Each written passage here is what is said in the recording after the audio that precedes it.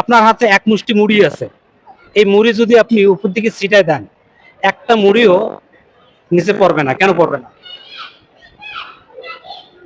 এক মুষ্টি মুড়ি, উপরে ছিটে দিলেন, একটা মুড়িও মাটিতে পড়বে না, কেন কারণ পড়বে আমি না? হাত দিয়ে ধরবো বা কিছু দিয়ে ধরবো। আপু আপনি বলবেন। উপরে কোনো ছাউনি আছে? উপরে ছাউনি আছে। জি। আপনি আবারও শুনেন, আপনার হাতে এক মুষ্টি মুড়ি আছে, এই মুড়ি যদি আপনি ছিটায় দেন, একটা মুড়িও নিচে পড়বে না, কেন পড়বে না? কারণ আমি উপরে অন্য কোনো জায়গায় ছিটাই দিছি যেটা মাটিতে পড়বে না, মানে উপরে ছাউনির উপর। এই ছাউনিতেই পড়বে না। আচ্ছা। আপনি এমন জায়গায় ছিটালেন, হুম। একটা মুড়ি নিচে পড়বে না। পানিতে পানিতে পানিতে পড়বে? পানিতে ছিটালাম।